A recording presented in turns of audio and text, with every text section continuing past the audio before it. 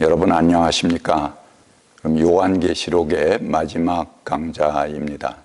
37번째 강좌, 아름다운 마무리, 하늘에서 내려온 교회라는 제목으로 말씀드리겠습니다.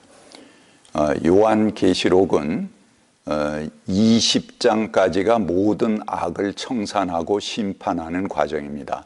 그래서 악에 대한 우주적 전쟁이 20장까지 마무리됩니다. 그리고 마지막 21장, 22장은 새로운 땅과 새로운 하늘, 이전의 땅과 바다가 사라진 새 천지에 대한 아름다운 그림으로 마무리됩니다. 그래서 새롭게 맞는 세상은 보복이나 심판도 없고 다시는 저주도 없습니다. 오직 예배만이 존재하는 그런 세상의 모습을 그리고 있습니다. 그런데 이 아름다운 마무리 전에 20장 초반부는 천년왕국에 대해서 말합니다. 최종적인 승리가 있기 전에 신앙인들이 그리스도와 함께 세상을 천년 동안 통치할 것이다 하는 구상이죠. 사람들은 재림시에 그리스도께서 구름을 타고 이 땅에 다시 오리라고 생각을 합니다. 교회는 이런 이미지들을 신화적으로 문자 그대로 이해해 왔습니다. 그러나 그리스도를 따르고 그를 닮고자 하는 성도들이, 그러니까 작은 예수들이죠. 작은 그리스도들이 그리스도의 사역을 감당하는 것이야말로 우리가 이 땅에서 맞이하는 그리스도의 또 다른 재림입니다. 20장 마지막 절에 악과의 투쟁을 종결하는 메시지가 나오는데요. 여기에 세상의 세력을 일시적으로 잡았던 죽음과 지옥에 대한 심판 이야기가 나옵니다. 계시록 20장 13절 14절 읽겠습니다. 바다가 그 속에 있는 죽은 사람들을 내놓고 사망과 지옥도 그 속에 있는 죽은 사람들을 내놓았습니다. 그들은 각각 자기들의 행위대로 심판을 받았습니다. 그리고 사망과 지옥이 불바다에 던져졌습니다. 이 불바다가 둘째 사망입니다. 자, 이 말씀은 계시록의 다른 말씀과 상당히 다른 개념을 가지고 있습니다. 계시록은 악의 세력을 멸하거나 죽여버리거나 지옥에 가두는 그런 마지막 대심판, 이 우주적 전쟁에 대한 이야기 아니겠습니까? 그런데 그 심판의 주요 도구로 사용했던 죽음, 지옥, 이것 자체를 하나님이 불바다에 던져버리십니다. 그들은 악한 자들을 벌주고 응징하는 그런 역할이죠. 근데 그 자기 역할을 다 했다는 것입니다. 그러니까 이제 새하늘 새 땅에서는 지옥이나 죽음이나 이런 것이 필요가 없습니다. 이것을 둘째 사망이라고 부르는 것입니다. 즉 사망을 사망시키는 그런 것으로 모든 심판이 끝나게 됩니다. 계시록은 마지막에 악을 진멸하고 그들에게 죽음과 지옥으로 심판했지만 최후에는 그 도구로 사용했던 사망과 지옥마저도 불 속으로 던져버립니다. 그것은 새하늘 새 땅에서 소용이 없기 때문에 그렇죠. 더 이상 그런 방법들 자체가 무용해서 폐기될 것이기 때문에 그렇습니다. 그 얼마나 아름다운 마무리입니까? 제가 계시록 21장 1절부터 4절까지 이제 새하늘 새 땅이 시작하는 모습을 읽어드리겠습니다. 나는 새하늘과 새 땅을 보았습니다. 이전의 하늘과 이전 땅이 사라지고 바다도 없어졌습니다. 나는 또 거룩한 도시 새 예루살렘이 남편을 위하여 단장한 신부같이 차리고 하나님께로부터 하늘에서 내려오는 것을 보았습니다. 그때 나는 보좌에서 큰 음성이 울려 나오는 것을 들었습니다. 보아라, 하나님의 집이 사람들 가운데 있다. 하나님께서 그들과 함께 계실 것이요 그들은 하나님의 백성이 될 것이다. 하나님께서는 친히 그들과 함께 계시고 그들의 눈에서 모든 눈물을 닦아주실 것이니 다시는 죽음이 없고 슬픔도 울부짖음도 고통도 없을 것이다. 이전 것들이 다 사라져 버렸기 때문이다. 예. 지옥, 고통, 이런 것들이 패망했죠. 그래서 하나님의 아름다움으로 변모된 새로운 세상의 모습이 은은한 빛의 조명처럼 우리 앞에 펼쳐집니다. 폭발하는 기쁨은 우선 하나님의 기쁨입니다. 하나님께서 탄성을 하십니다. 보아라, 이제 모든 것을 새롭게 한다. 하나님께서는 새로운 것을 창조하는 기쁨 가운데 계십니다. 그리고 더 이상 우리와 떨어져 계시지 않습니다. 하나님은 이제 우리와 함께 하십니다. 하나님께서 이제 사람들의 눈에서 모든 눈물을 닦아 주십니다. 더 이상 죽음도 눈물도 울부짖음도 없습니다. 낡은 세계는 가버렸습니다. 이 아름다운 마무리인 21장, 22장에는 보복이나 심판도 없고 다시는 저주도 없는 세상, 오직 예배만 있는 세상입니다. 이것은 서로를 용납하는 격려와 찬양만이 그 안에 존재한다 하는 것을 이야기해 줍니다.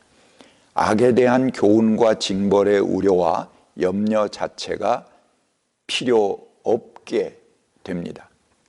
이런 세상은 보라, 이전 것들이 다 사라져 버렸기 때문이다 라는 선언 아래 있습니다.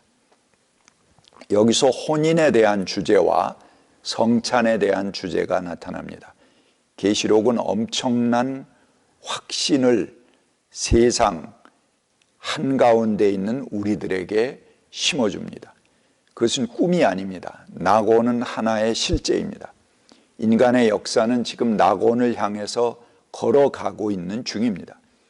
이것 낙원이 어떤 한 장소가 아니고 하나님과 함께하는 세계를 말합니다. 그분의 뜻대로 통치되는 세계를 말합니다. 그래서 인간과 함께하는 예수의 영원한 혼인 잔치가 거기서 벌어지게 되고, 이 낙원에는 지금 우리에게는 존재하지만 사라질 것들이 몇 개 있습니다. 계시록 21장 22절에 이렇게 말합니다. 나는 그 안에서 성전을 볼 수 없었습니다. 그것은 전능하신 주 하나님과 어린 양이 그 도시의 성전이시기 때문입니다. 하나님 나라에는 성전이 없습니다. 필요가 없지요. 그것은 하나님과 어린 양 자체가 성전이시기 때문에 그렇습니다. 또한 보아라, 하나님의 집이 사람들 가운데 있다. 하나님께서 그들과 함께 계실 것이요 그들은 하나님의 백성이 될 것이다 라고 선언합니다. 하나님께서 친히 함께 하시기 때문에 당연히 그 나라에는 설교도 필요 없습니다. 또 기도도 필요 없습니다. 주님이 함께 계신데 기도와 교훈 이런 게 무슨 필요가 있겠습니까?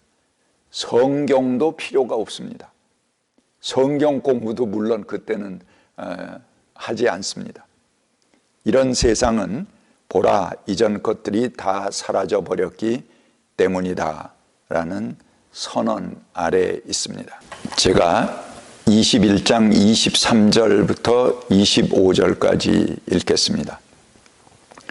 그 도시에는 해나 달이 빛을 비출 필요가 없습니다. 그것은 하나님의 영광이 그 도성을 밝혀주며 어린 양이 그 도성의 등불이시기 때문입니다. 민족들이 그 빛 가운데로 다닐 것이요 땅의 왕들이 그들의 영광을 그 도시로 들여올 것입니다. 그 도시에는 밤이 없으므로 온종일 대문을 닫지 않을 것입니다. 예, 그 도시에 없는 것이 또 있습니다. 그 도시에는 해와 달과 빛을 비출 필요가 없습니다. 그러니까 그런 것들이 없는 거죠.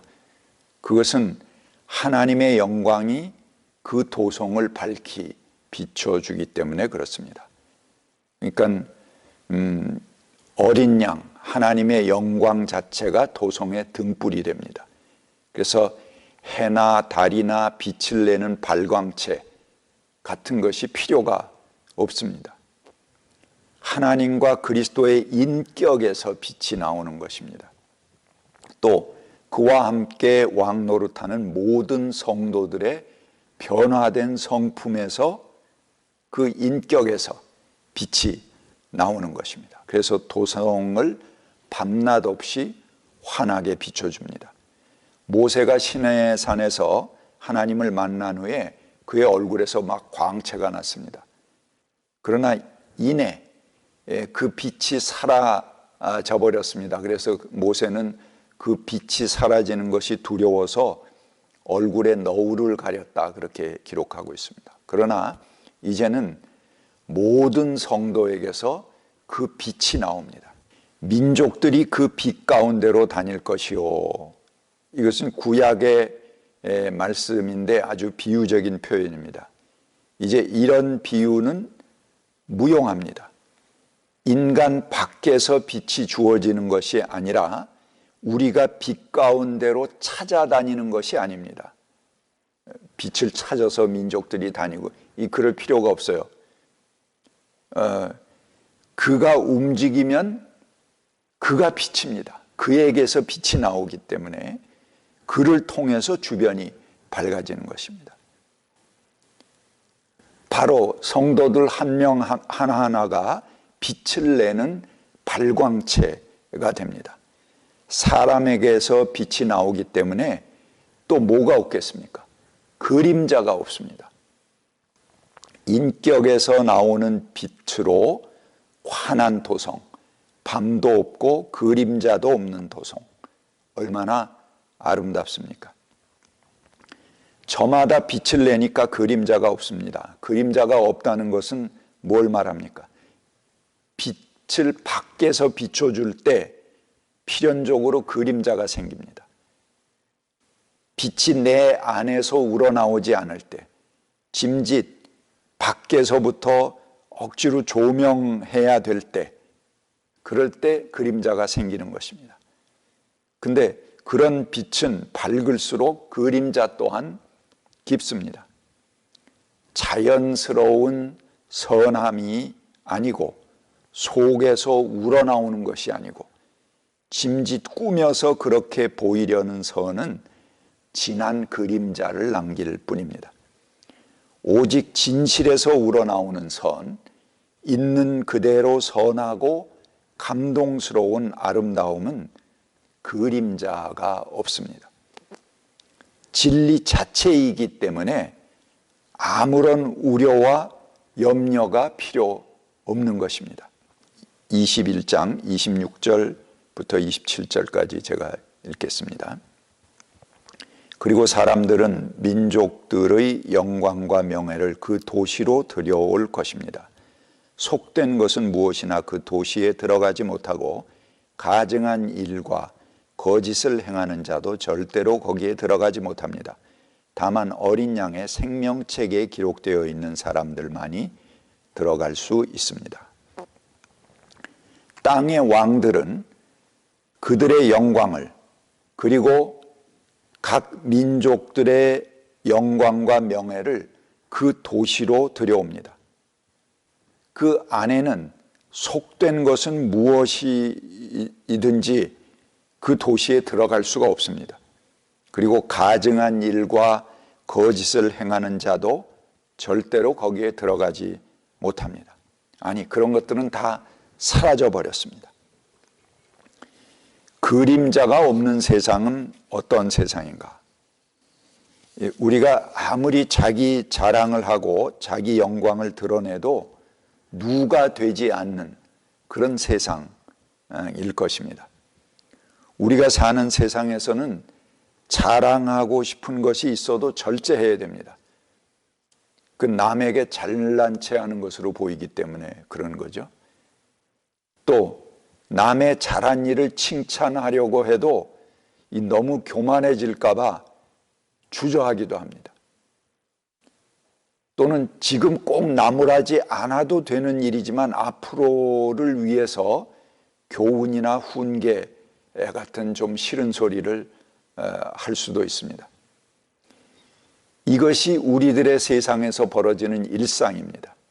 그러나 이런 우려와 염려, 기우들 이런 게 모두 다 사라져 버렸습니다. 그 나라에는 그런 것이 없기 때문에 아주 통째로 존재하지 않습니다. 모든 그림자가 사라졌기 때문에 서로 무한히 인정해주고 무한히 칭찬해주고 또 자기 자랑과 영광도 뭐 굳이 자기가 할 필요 없겠죠. 그냥 그 사람의 인품과 빛에서 그런 것들을 보지 않아도 다 드러나고 나타나겠죠. 서로 모두 흡족하고 만족한 세상이 됩니다. 그러니 언제나 잔치이고 축제이고 항상 감동이고 기쁨인 세상입니다. 기도도 없고 공부도 없고 설교도 없고 오직 찬양만 존재할 뿐입니다. 질이 다른 세상이 활짝 펼쳐지는 것입니다. 22장으로 넘어가겠습니다. 제가 1절부터 5절까지 읽겠습니다. 천사는 또 수정과 같이 빛나는 생명수의 강을 내게 보여주었습니다. 그 강은 하나님의 보좌와 어린 양의 보좌로부터 흘러나와서 도시의 넓은 거리 한가운데를 흘렀습니다. 강 양쪽에는 12종류의 열매 맺는 생명나무가 있어서 달마다 열매를 내고 그 나뭇잎은 민족들을 치료하는 데 쓰입니다. 다시 저주를 받을 일이라고는 아무것도 그 도시에 없을 것입니다. 하나님과 어린 양의 보좌가 도시 안에 있고 그분의 종들이 그분을 예배하고 하나님의 얼굴을 뵐 것입니다. 그들의 이마에는 그분의 이름이 적혀 있고 다시는 밤이 없고 등불이나 햇빛이 필요 없습니다. 그것은 주 하나님께서 그들을 비추시기 때문입니다. 그들은 영원 무궁하도록 다스릴 것입니다. 예, 우리가 구약에 보면 에스겔의 성전에서 샘이 솟구쳐 흐릅니다. 그래서 사방으로부터 흘러서 온 예루살렘을 적시고 이 세상을 적십니다. 이제 참 성전이신 하나님과 어린 양의 보좌로부터 물이 흘러나와서 새 도성의 한가운데를 흘러갑니다. 그 양쪽에는 달마다 열매를 맺는 생명나무가 열려 있습니다. 창세기에서 인간이 영생할까 두려워서 감추셨던 생명나무를 이제 만인에게 공개하시는 것입니다. 그리고 그 잎은 모든 민족을 치유하는 데 쓰입니다. 성도들을 핍박하는 제국, 각 민족들이 자기의 힘을 자랑합니다. 하지만 그들로 인해서 박해받고 희생당하는 민족이 생깁니다. 그러나 지금 생명나무 열매로 모든 민족의 오만과 독선 그리고 그들이 가지고 있는 병들이 치료받습니다. 그리고 성도들의 이마에는 어린 양 예수의 이름이 새겨 있습니다. 인쳐진 거죠. 그와 동일한 인격으로 변화되었다는 상징입니다. 계시록 이제 마지막 장 8절 9절 읽겠습니다. 내가 이 모든 것을 듣고 볼 때 이것들을 내게 보여준 그 천사의 발 앞에 엎드려 경배하려고 하였더니 그는 이렇게 하지 말아라. 나도 너나 너의 동료 예언자들이나 이 책의 말씀을 지키는 사람들과 같은 종이다. 경배는 하나님께 드려라 하고 말하였습니다. 이 모든 환상을 본 요한은 너무 가슴이 뛰고 황홀해서 천사 앞에 엎드려 절하려고 하였습니다. 그랬더니 천사가 만류합니다. 그 안에서는 모두가 평등하다. 높고 낮고 더 거룩하고 덜 거룩한 그런 등급이 없다는 것입니다. 그래서 모두가 친구이고 동료이고 동일한 영광 아래에 있으니 나한테 절하지 마라. 오직 하나님께만 절해라. 그렇게 얘기하는 것입니다. 16절, 17절 읽겠습니다. 나 예수는 나의 천사를 너희에게 보내어 교회들에게 주는 이 모든 증언을 전하게 하였다. 나는 다윗의 뿌리요 그의 자손이요 빛나는 새벽벌이다. 성령과 신부가 오십시오 하고 말씀하십니다. 이 말을 듣는 사람도 또한 오십시오 하고 외칩니다. 목이 마른 사람도 오십시오. 생명의 물을 원하는 사람은 거저 마시십시오. 성령과 신부, 이 신부라는 건 교회를 말합니다. 성령과 신부가 외칩니다. 오십시오. 성도들도 외칩니다. 오십시오. 목이 마른 사람, 생명의 물을 원하는 사람은 모두 공짜로 거저 마실 수 있습니다. 이에 대해서 주님께서 화답하시는 말씀으로 계시록은 끝납니다. 마지막 절입니다. 그렇다, 내가 곧 가겠다 하고 말씀하셨습니다. 아멘. 오시옵소서. 주 예수님, 주 예수의 은혜가 모든 사람에게 있기를 빕니다. 아멘. 아멘. 주 예수여 오시옵소서. 이것으로 서신과 계시록 강좌를 마치겠습니다. 그리고 방학 후에 연말연시 지내고 창세기부터 오경 강좌를 통해서 여러분 다시 만나 뵙겠습니다. 감사합니다.